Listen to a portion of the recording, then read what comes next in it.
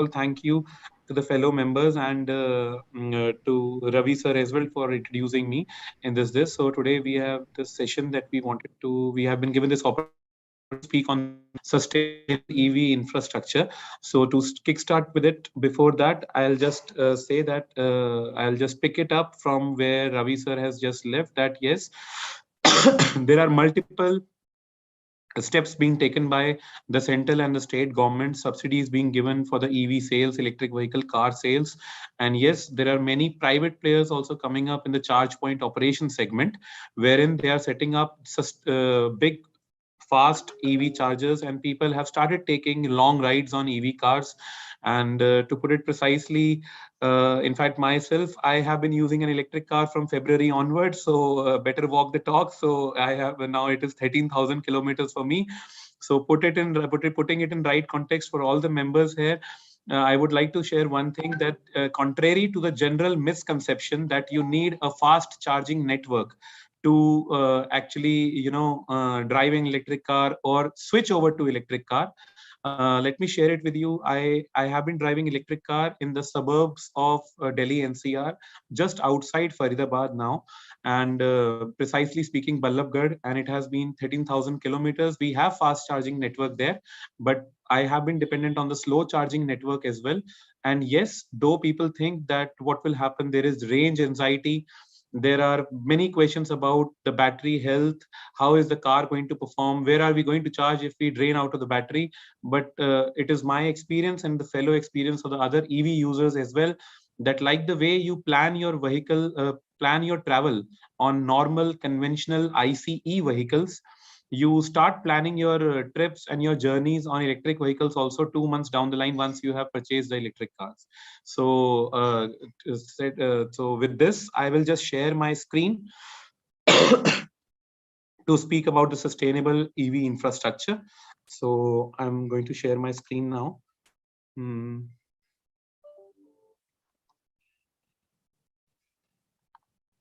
Is my screen visible?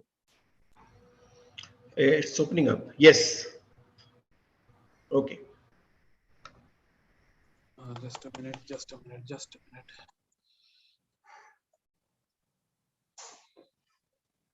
Yeah. So coming now to, first of all, just a small intro about who we are, where we are, and what do we do. So ABB is present right now precisely as I speak. We have gone on from 81 countries to 86 countries now, and we have been giving electric vehicle solution, charging infrastructure solutions to 86 countries. The number of installations, including the AC chargers and DC chargers, have gone up to nearly 500,000. So I'm speaking about exactly a number which is above 460,000 now. So we provide these fast en route charging solutions and also the destination charging solution. So now, why electric cars? I know that there are many questions around it by the fellow participants and by the fellow people who have joined this conversation. Yes, electric cars are the need of the time. We know that the power is being produced from the maximum source of the power is still, I would say, it is coal driven power plants. We are gradually moving towards the solar, and yes, of course, renewable is the key to have a complete greener EV ecosystem. But yes, also is a tailpipe pollution. So with the EV cars, with the EV, I would say e-mobility initiatives, the emphasis is on zero tailpipe emission. So what we have done is that we have partnered up with Formula Car Race. And yes, Formula Car Race is as F1 is popular among all the people. People know that there is a Formula Car Race. We even have a F1 race track in India. India, I think, has hosted 2 seasons, one of the seasons of Formula Car Race as well in the past. So we have partnered up with them. I think the recent season, 7th or 8th season of Formula E car race has just concluded in Europe. And this initiative is being taken in which all the key OEMs, in fact, this year, if I'm not wrong, the Formula Car race was won by the team from India, Mahindra. So this initiative has been taken not just to promote the passenger cars, but also just to create awareness that electric cars can be powerful and can be more powerful than the ICE vehicles. Now, the next goes is partnerships to promote with SAI, Electech, e-charge for drivers, and also World EV Day.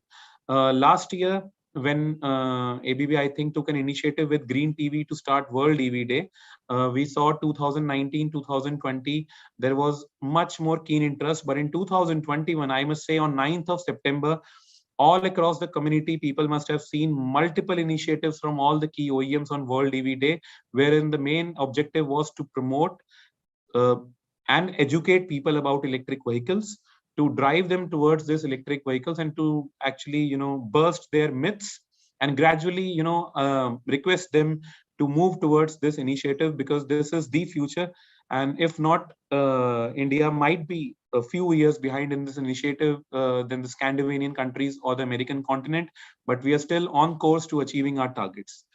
So next is why sustainable EV infrastructure. So for the first thing, the first most important thing in the sustainable EV infrastructure is the solution you're providing. That should be interoperable with all the vehicles.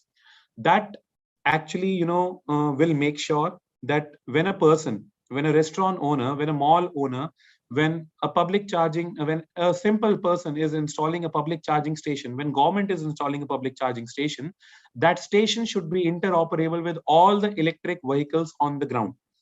It should not be that it should be able to charge only the vehicles that are present in the country at that very point of time.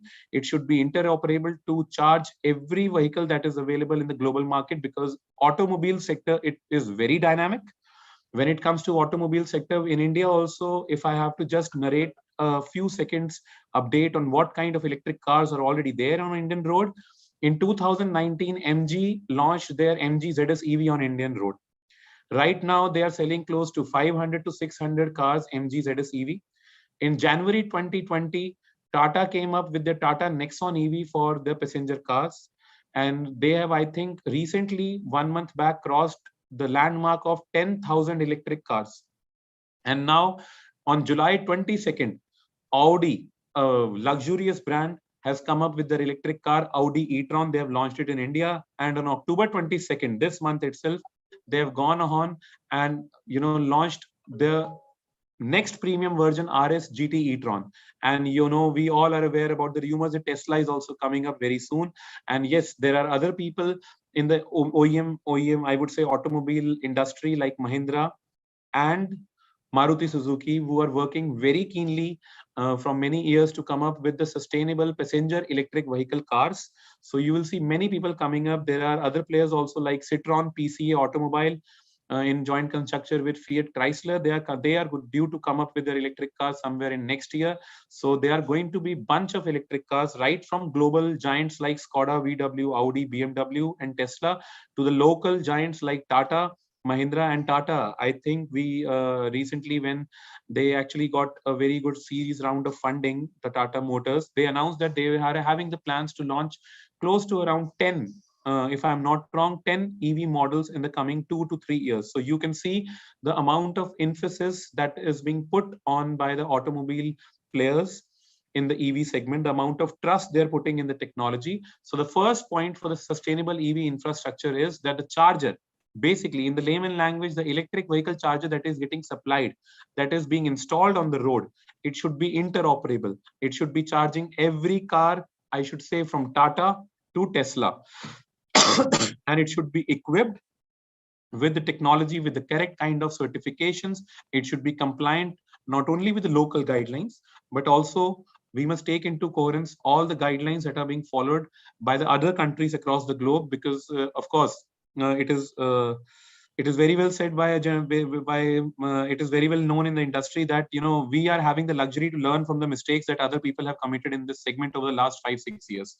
So India can avail that luxury, and India can actually go ahead in that. Now the next important portion in that is the charge point operation business. Now on that segment, I would like to update that in India, uh, the major charge point operators being, yes, there of course EESL is putting up chargers across India. They are the government entity. They are putting up chargers across India in the public charging domain. Then you have the players like Tata Power, who are putting up chargers across India. And then you have localized players in the clusters. For example, in southern India, you have a player called Xeon Charging, which is putting up charging stations across Tamil Nadu, Karnataka, Kerala, and all those are fast electric vehicle chargers for electric cars. And there are players in northern Indian territory like Static, Argo, and in western Indian territory like Pure Energy or Magenta. These people are charge point operators. They put up the charges on OPEX model. They invest the money in the complete asset, and the main source of revenue is the money that they earn when the end user is charging their vehicle through those chargers. So CPO network is a very vital asset to promote electric vehicle culture, I would say. And India is beginning to see from last 6-7 months many private players waking up to this challenge, realizing that there is an early bird advantage if they enter into this segment, and they are putting up charging stations on key highways, on key city locations, to enable to empower the EV users to charge their cars in a fast manner. Now, coming up to the type of chargers, basically, if this is a very well, I would say very well a very well explained slide, that if you take an example of an electric vehicle or an electric car, you've got an option to charge your car via an AC charger, via an AC power source, or via a DC power source as well.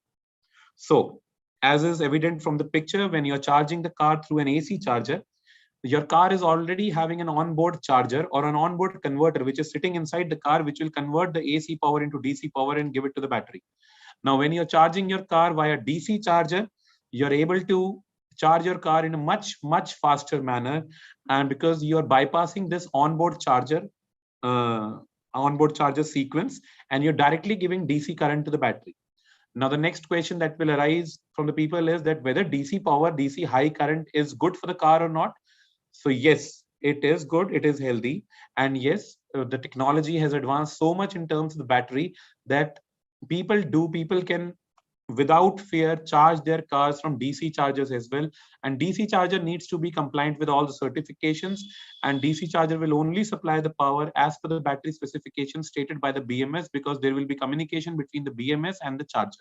So basically, you have two methodologies to charge your vehicle. One is AC charger, your regular destination chargers, the small chargers that you will have in your office campuses, residential buildings, and the DC fast chargers, which you will find more into commercial buildings and also en route on highways, because that will serve as, the top up, I would say, the charging top up points where people can actually, stop over for 30 minutes or 40 minutes, engage themselves in an activity, like they can have their lunch, they can have their dinner. While they're having their food, they can have their EV cars charged in just 30 minutes, 40 minutes for another 120, 150, 200, 250 kilometer ride, depending upon the battery capacity of the car and the associated, I would say, the kilometer range that you get with the battery charging of that car. Now, coming to the solution per se, I will take you down straight away to the two kind of solution. The first kind of solution for any country to lay emphasis is on destination charging.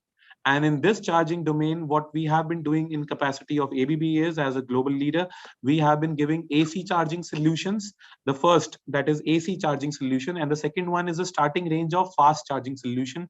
We have been giving these solutions to the commercial buildings, to residential buildings, because people will actually gain the confidence to travel in electric cars once they see even the small chargers located where they live. And now I know that maximum of people don't have the luxury to live in high-rise societies or the buildings where there can be common slow chargers which can be utilized by the first few buyers or the first buyers of electric cars there in that society. But yes, now the office campuses, IT parks, the malls also are going ahead and they are deploying this electric vehicle charging solution. And the first solution that I was talking about, the AC charging solution, it will typically take, if I have to take the context of the cars that are right now on the road, it will take 6 hours to 10 hours to charge a typical electric car. Now, when I talk about the starting range of DC charger, that will take somewhere around 1.5 hours to 2 hours, depending upon the battery capacity. So these two charging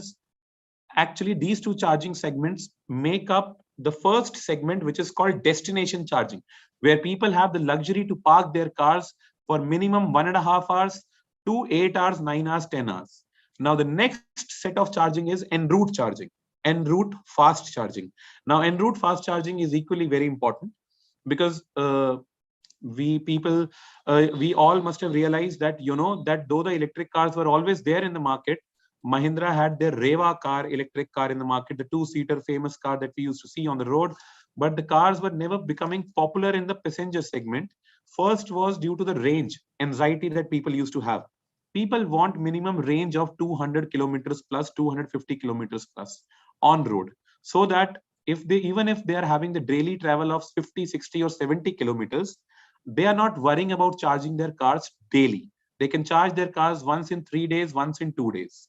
Now, the second point is people were not getting encouraged to drive only electric cars, because they were thinking that if they want to, for example, if a person wants to plan a travel from, if I would say, Chennai city to Tindivanam, let's take an example of Tamil Nadu, Chennai to Tindivanam. He would need the charging station at Chennai. He would need the charging station at the common point of Salem or Atur. And then he would need the charging station at Tindivanam as well. Hello? Sir, I think someone has unmuted the mic. No, sorry. Am I audible? Yes, yes, we can hear you, Hitendra, and I think Yeah, you yeah, can yeah, go. sir. Hello. Yeah, go Yeah, ahead. We yeah. can hear you. Yeah. So, sir, I was just saying to you that en route charging is also a very vital component of charging. So people were not getting encouraged to buy the electric vehicles because they wanted to use electric vehicles which are much more powerful than their diesel, than their ICE cousins, but they wanted the chargers on the long route. So now, if you see at the major highways in India, there are charging stations being put up right from the range of 50 kilowatt to, I would say, 180 kilowatt, 150 kilowatt as well. And this is empowering the EV car users to take their car out for long journeys as well, and use them typically in the same fashion that they use their ICE cousins. Now, the importance of ICE, this en route charging, is that when people are traveling for a longer distance in electric vehicle, that is where the importance of the right infrastructure comes in. The power availability must be there in the electric vehicle charging area. We should not be relying more on the DG backup. For example, if you're putting up charging station on the roadside dhabas or roadside motels for the people to stop over and have a fast charging experience, they need to have continuous power supply from the grid, or I would say more uptime of grid power, because these charging stations are maximum run on grid power in any country in the initial phase. Later on, when the electric vehicle, I would say, the population increases, people go in for the hybrid station. They club it along with the solar solution. They have the energy storage solutions as well at the remote areas. But initially expecting the charge point operators to put up the battery energy storage system powered electric vehicle charging solution would be kind of, thinking beyond what we can achieve right now, because their ROI, their break even would go up, looking at the number of cars that are getting charged at each station right now. So the most important point is the power availability. The second point is the network availability. That means all these chargers are connected to cloud via OCPP, Open Charge Point Protocol. You need the chargers to have sustainable network solution, so that if, for example, I'm sitting in Bangalore, I have to travel Sorry, to. sorry, Hitendra, please. Hitendra, please summarize. Okay. So just want to The state, time, right? these are the kind of charging solutions that we have, that we promote in the market. And over the last 7 years, I would say, just a summary of this in this slide, this has been our journey from 2010 till now. So we were the company that got into the charging in 2010. We introduced our chargers on CHAdeMO standard, which is a Japanese car standard. Then we were the founding members of CCS Alliance, which is the common charging standard being used by all the electric cars right now. In 2016, we had introduced our e-bus chargers on pantograph based solution. And in 2018, all our DC chargers also became e-truck chargers as well by default. So, and then we are also partnering up with the key partners across the globe, with the key OEMs, to promote this structure. And in India, I would say in the last 7 years, what we have done is we have collaborated with the OEMs to supply them the charging station for their R&D facility. And in the last 2.5 years, we have been quite bullish in pushing the solution, the right kind of chargers in the public charging domain and in the captive charging domain also. And there is a long journey to go ahead. But yes, people are putting up the charges, and people are becoming confident in actually taking out their electric vehicles for a longer journey. So this is all from my side on the sustainable EV infrastructure. I just tried to give an overall summary of the over ecosystem as well. Sorry, I ran out of. Sorry, I crossed over the time. Apologies for that. So over to you, sir.